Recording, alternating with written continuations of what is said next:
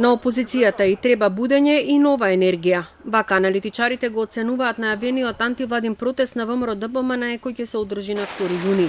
И покрај фактот што во моментов амбиентот не е толку неповолен и не може да смени ништо во политичкиот дискурс, сепак од неговата организација ќе зависи на тамошната консолидација на партијата и неопходноста да се биде коректив на власта, вели Петар Арсовски.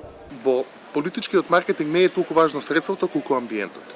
Опозицијата можеби во моментот позајмува некои средства од шарената револуција и од протестите кои се случуваа против ВМРО-ДПМН, меѓутоа амбиентот кој владее сега реално не е таков да може таквиот протест да условно речено да фати корен.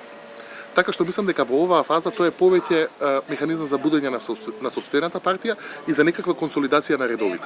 Владимир Божиновски оценува дека најголемата опозицијска партија мора да изготви програма и да има визија за сите случувања во земјата. Потребни им се нови личности на политичката сцена.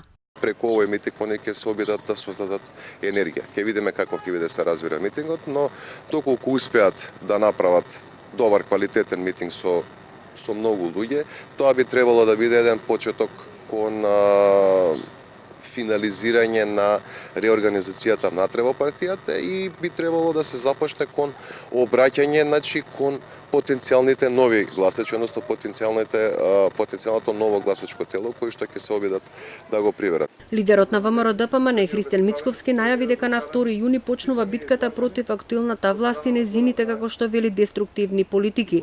Ќе побарат предвремени парламентарни избори затоа што се незадоволни од економскиот развој, притисоците врз судството и немањето реформи во здравството, образованието и социјалата.